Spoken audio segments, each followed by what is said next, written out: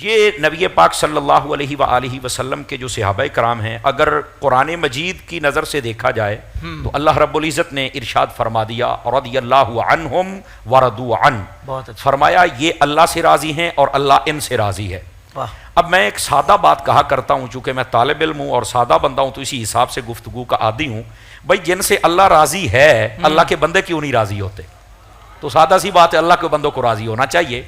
تو میرا خیال ہے اللہ کے بندوں کو سمجھ آ گئی، جو اللہ کے بندے ہیں۔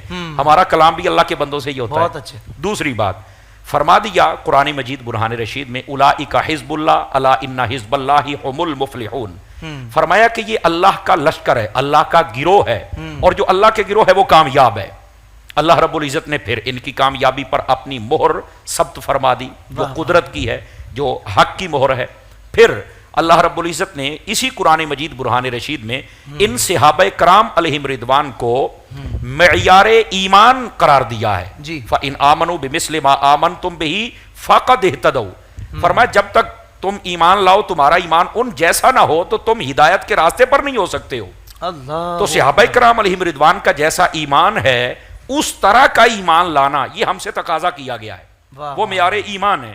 اور ان کا ایمان کیسا ہوتا تھا کہ وہ خشک توحید کے قائل نہیں تھے، وہ ساتھ میں نبی پاک صلی اللہ علیہ وآلہ وسلم آپ کو عطا کیے جانے والے اختیارات، آپ کو عطا کیے جانے والے کمالات، آپ کو عطا ہونے والے تمام تر معجزات، ان سب کے قائل تھے۔ یہاں تک کہ کیا زمینی چیزیں اور کیا آسمانی چیزیں اور کیا جنت، وہ کچھ بھی مانگنے سے پیچھے نہیں ہٹتے تھے اور میرے محبوبی فوراً عطا فرما دیا کرتے تھے۔ تو ایسے ایمان کا تقاضا ہم سے کیا گیا ہے۔ اب ہم کلمہ پڑھ لیں اور بعد میں لکیریں کھینچنا شروع کر دیں، یہ ہم سے تقاضا نہیں ہے۔ صحابہ کرام علیہم رضوان جیسا ایمان، اب ان کا ایمان تو یہ آنکھ نکلے تو مانگتے ہیں، بازو کٹ جائے تو مانگتے ہیں، بارش نہیں آتی تو مانگتے ہیں، جنت نہیں ہے تو مانگتے ہیں۔ تو پھر یہ ایسا ایمان ہمیں بھی رکھنا پڑے گا۔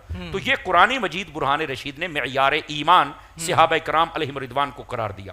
اور پھر سب سے بڑی بات اللہ رب العزت نے قرآن مجید میں اس بات کو واضح فرما دیا وَكُلًّا وَعَدَ اللَّهُ الْحُسْنَى، فرمایا یہ سارے کے سارے جنتی ہیں۔ میں نے یہ تفسیری ترجمہ کیا ہے، ان سب کے ساتھ حسنہ یعنی جنت کا وعدہ کر لیا گیا، اور یہی حضرت عطار کا نعرہ ہے، ہر صحابی نبی جنتی جنتی۔ تو یہ قرآنی نعرہ ہے، بلکہ اس پر اگر روایت دیکھی جائے، حضرات علماء تشریف فرما ہیں، تو آقا کریم صلی اللہ علیہ وسلم نے یہ فرمایا ہے کہ جس نے مجھے دیکھا اسے بھی، اور جس نے میرے دیکھنے والوں کو دیکھا اور ایمان لے آیا انہیں بھی، فرمایا طوبیٰ یعنی جنت کی بشارت ہو، انہیں بھی۔ اب سوچنے کی بات یہ ہے صرف صحابی نہیں بلکہ اس روایت میں تابعی بھی جنتی ہیں۔ تو لوگوں کو ابھی یہاں پر بیچاروں کو شک پڑا ہوا ہے، تو ان کو یہ حدیث شریف پڑھنی چاہیے، طوبیٰ لمن رآنی وآمن بی ورآ من رآنی، فرمایا کہ مبارک ہو اسے جس نے مجھے دیکھا اور ایمان لے آیا، اور اس کو دیکھا جس نے مجھے دیکھا تھا اور ایمان لے آیا، تو فرمایا وہ بھی جنتی اور یہ بھی جنتی ہیں۔ تو یہ اللہ رب العزت نے محبوب پاک صلی اللہ علیہ وسلم کی زبان اقدس سے بھی اس کو کہلوا دیا۔ اچھا، یہ تھا قرآن مجید کے حوالے سے۔ محبوب پاک صلی اللہ علیہ وسلم کی اگر احادیث کو دیکھا جائے تو آقا کریم علیہ السلام نے فرمایا مثل اصحابی فی الناس کمثل الملح فی الطعام، فرمایا لوگوں میرے صحابہ کی مثال کائنات کے لوگوں میں ایسے ہے جیسے تمہارے ہنڈیا میں یا کھانے میں نمک ہوتا ہے۔ تو شارحین حدیث کہتے ہیں اس کا کیا مطلب ہے؟ فرمایا اس کا مطلب یہ ہے کہ جس ہنڈیا میں نمک نہیں ہوتا اسے بھی کوئی نہیں پسند کرتا، اور جس کے سینے میں صحابہ کا پیار نہیں ہوتا اسے بھی کوئی نہیں پسند کرتا۔ اللہ سبحان اللہ۔ تو یہ حدیث پاک کے اندر محبوب پاک صلی اللہ علیہ وسلم نے اس بات کو واضح فرمایا۔ میں ایک بات ہی اور آپ کی خدمت میں عرض کرتا ہوں تاکہ یہ وقت زیادہ نہ ہو جائے، اور ہم زیادہ باتیں کرنا چاہتے ہیں اور علماء بیٹھے ان سے زیادہ فیضیاب ہونا چاہتے ہیں۔ محبوب پاک صلی اللہ علیہ وآلہ وسلم آپ نے اپنے صحابہ کرام کے بارے میں بڑی جیسے جوامع الکلم کا مظہر جملے ارشاد فرما کے شان کو واضح فرمایا۔ وہ کیسے؟ فرمایا اصحابی کالنجوم، میرے صحابہ ستاروں کی مانند ہیں، بأیہم اقتدیتم اہتدیتم، کسی ایک کی بھی ہدایت کرو، کسی ایک کی بھی پیروی کرو گے تو تم ہدایت پا جاؤ گے۔ اب یہاں پر سوچنے والی بات ہے صحابہ کرام کو ستارے کیوں کہا؟